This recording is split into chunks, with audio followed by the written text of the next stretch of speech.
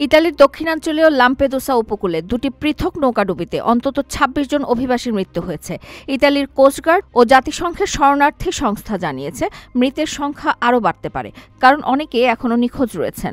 নৌকাগুলোতে প্রধানত আফ্রিকা ও মধ্যপ্রাচ্য থেকে ইউরোপে পাড়ি জমানো অভিবাসীরা ছিলেন।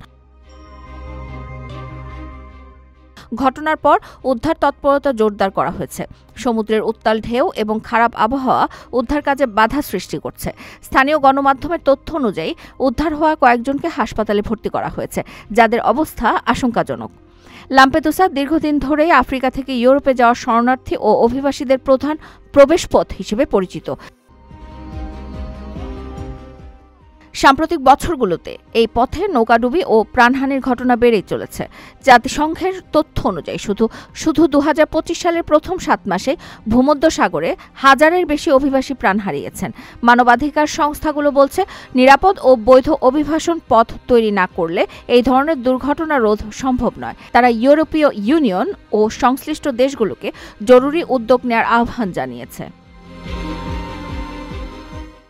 আপনার স্বপ্নগুলো আকাশ ছুবে প্রবাসীর হেলিকপ্টারের মাধ্যমে। বিয়ে, জন্মদিন অথবা যে কোনো বিশেষ প্রয়োজনে হেলিকপ্টার ভাড়া করতে যোগাযোগ করুন স্ক্রিনে দেয়া নাম্বারে। প্রবাসীর হেলিকপ্টার, নিরাপদ ও সাশ্রয়ী বাহনের বিশ্বস্ত নাম।